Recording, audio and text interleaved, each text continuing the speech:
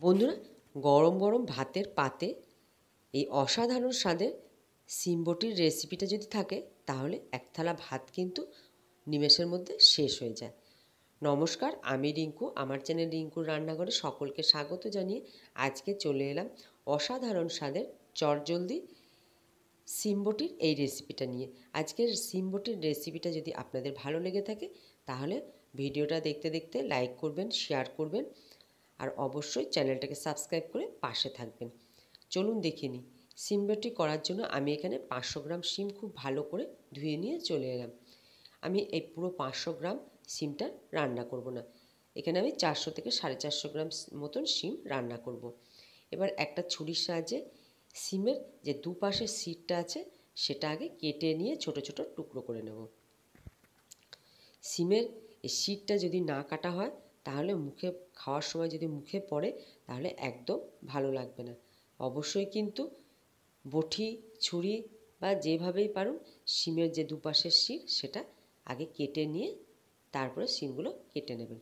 দেখুন, সিমের শির কেটে নিয়ে আমি ছোট ছোট টুকরো করে নিয়েছি। আমি একটু ছোট ছোট টুকরো করে নিয়েছি, এতে রান্নাটা খুব তাড়াতাড়ি হয়ে যাবে। তবে আপনাদের যেমন ইচ্ছে হবে সেরকমভাবে সিমের টুকরোগুলো করে নেবেন। এইভাবে আমি সিমের টুকরোগুলো করে নিয়েছি। যেটুকু সিম আমি রান্না করব সেটুকু সিম আমি এইভাবে কেটে নিয়ে চলে এলাম। সিমগুলো আগে একবার ধুয়ে নিয়েছিলাম, কাটার পর খুব ভালো করে সিমগুলো ধুয়ে নিয়েছি। এবার চলুন রান্নায় যাই। আগের থেকে গ্যাসে কড়াই চাপিয়ে দিয়েছিলাম, কড়াইটা গরমই আছে।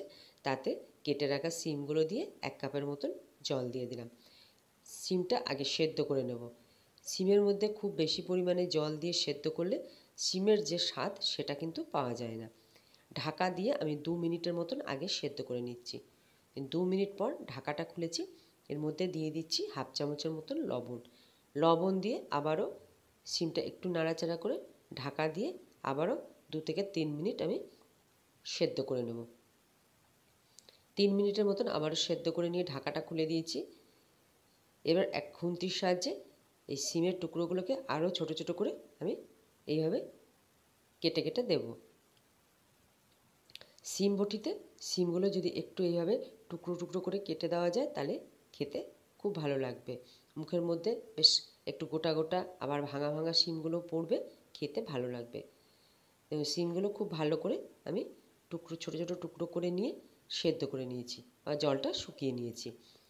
সিমের মধ্যে জল থাকলে রান্নাটা কিন্তু ভালো লাগবে না, খুব ভালো করে সেদ্ধ করার সময় জলটা শুকিয়ে নিতে হবে। ওই কড়াইয়ে রান্না করব, তার জন্য কড়াইটা ধুয়ে আবার চাপিয়ে দিয়েছি। এতে আমি দিয়ে দিলাম 2 চামচের মতন সর্ষের তেল। অবশ্যই কিন্তু সর্ষের তেলে এই রান্নাটা করবেন, তাহলে এর স্বাদ আরও দ্বিগুণ ভালো হবে। তেলটা গরম করে দুটো শুকনো লঙ্কা খুব ভালো করে ভেজে নিয়ে তুলে রাখলাম, পরে কাজে লাগবে। ওই তেলের মধ্যে কিছুটা রসুন আমি ভেজে নিচ্ছি। এখানে আমার 10-12 কোয়া রসুন একটু থেতো করা ছিল, সেটা আমি ভেজে নিচ্ছি। এই ভাজা রসুনটাও আমি পরে কাজে লাগাবো। এরপর কিছুটা পেঁয়াজ কুচি দিয়ে দিলাম তেলের মধ্যে, সেটা আমি বেরেস্তা করে নেব। এখানে আমার বড় সাইজের একটা পেঁয়াজ রয়েছে, এই পেঁয়াজটা আমি বেরেস্তা করে তুলে রেখে দেবো। এইভাবে যদি রসুন পেঁয়াজ বেরেস্তা দেওয়া যায় এই সিম বটিটার মধ্যে তাহলে এই সিম বটিটা খেতে খুব ভালো লাগবে। দেখুন, পেঁয়াজগুলো বেরেস্তা হয়ে গেছে, আমি ভালো করে কড়াই থেকে তেল ছেঁকে তুলে রেখেছি। এবার যেটুকু তেল আছে তার মধ্যে আবারও বেশ খানিকটা সর্ষের তেল দিয়ে দিলাম। খুব ভালো করে তেলটা গরম করে নিয়ে তাতে দিয়ে দিলাম ছোটো চামচের 1 চামচ কালো জিরে ফোড়ন, আর দিয়ে দিচ্ছি 2-3টে শুকনো লঙ্কা ছোটো ছোটো করে কেটে নিয়েছিলাম, সেটা ফোড়নে দিয়ে দিলাম।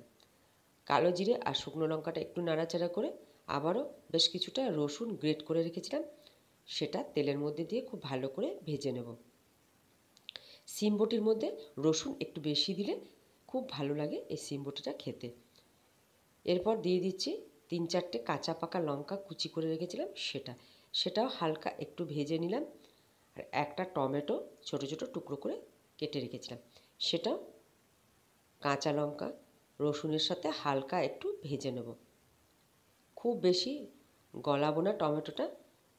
এই পর্যায়ে দিয়ে দিচ্ছি খুব সামান্য পরিমাণে একটু হলুদ।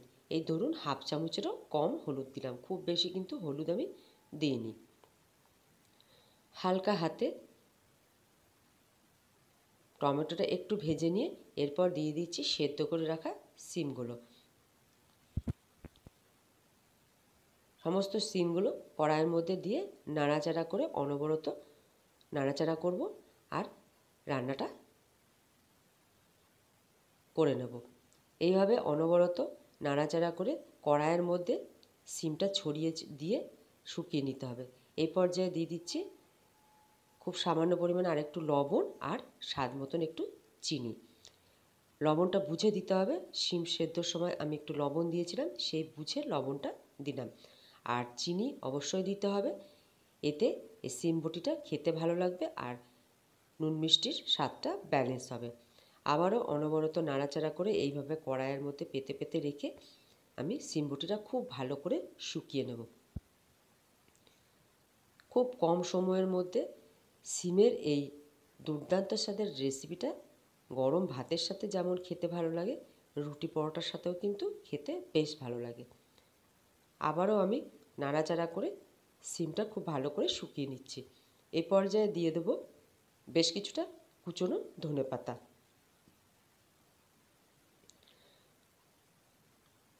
কুচনো ধনেপাতা দিয়ে দিলাম আর দিয়ে দিচ্ছি এই আগে থেকে যে রসুন আর পেঁয়াজ বেরেস্তাটা করে রেখেছিলাম, যে রসুনটা ভেজে রেখেছিলাম আর পেঁয়াজ বেরেস্তাটা করে রেখেছিলাম সেটাও দিয়ে দিলাম। খুব ভালো করে ধনেপাতা দিয়ে রসুন পেঁয়াজ ভাজা দিয়ে সিমটা আমি নাড়াচাড়া করে রান্না করে নিচ্ছি। একটু শুকনো শুকনো হলেই কিন্তু এই রেসিপিটা খেতে বেশ ভালো লাগবে। এইভাবে কড়াইয়ের মধ্যে পেতে পেতে দিয়ে আমি শুকিয়ে নেব সিম বটিটা। সিম বটি অনেকটাই শুকিয়ে এসছে। এই পর্যায়ে দিয়ে দিলাম 1 চামচের মতন কাঁচা সর্ষের তেল। এতে সিম বটির যে স্বাদ সেটা কিন্তু দ্বিগুণ বেড়ে যাবে। তবে যারা কাঁচা তেল খেতে পছন্দ করেন না তারা স্কিপ করতে পারেন, তবে একটু কাঁচা তেল দিলে খেতে বেশ ভালো লাগে। তো সিম বটি আমার একদম রেডি, খুব ভালোভাবে শুকিয়ে গেছে। এই লোভনীয় সিম বটি গরম ভাতের সাথে কিন্তু অসাধারণ লাগে খেতে। এবার আমি একটা প্লেটের মধ্যে সিম বটিটা আমি তুলে নিচ্ছি। দেখতে যেমন লোভনীয় হয়েছে, খেতেও কিন্তু দুর্দান্ত হয়েছে এই সিম বটি। এইভাবে সিম বটি করলে খেতে কিন্তু বেশ ভালো লাগে। এবার সিম বটির ওপরে আবারও 2-1 টুকরো বা 2-1 কুচি ধনেপাতা আমি ছড়িয়ে দিলাম। আর যে ভাজা শুকনো লঙ্কাটা করে রেখেছিলাম সেটা উপর থেকে দিয়ে দিলাম। আর উপর থেকে আবারও দিয়ে দিচ্ছি খুব সামান্য পরিমাণে একটু কাঁচা সর্ষের তেল। বন্ধুরা, এইভাবে সিম বটি একবার করে খেয়ে দেখবেন, গরম ভাতের সাথে বারবার খেতে ইচ্ছে করবে। আজকের এই অসাধারণ স্বাদের সিম বটির রেসিপি যদি আপনাদের ভালো লেগে থাকে, ভিডিওটা লাইক করবেন, শেয়ার করবেন আর অবশ্যই কিন্তু চ্যানেলটাকে সাবস্ক্রাইব করে পাশে থাকবেন। আজ এখানেই শেষ করছি। নমস্কার।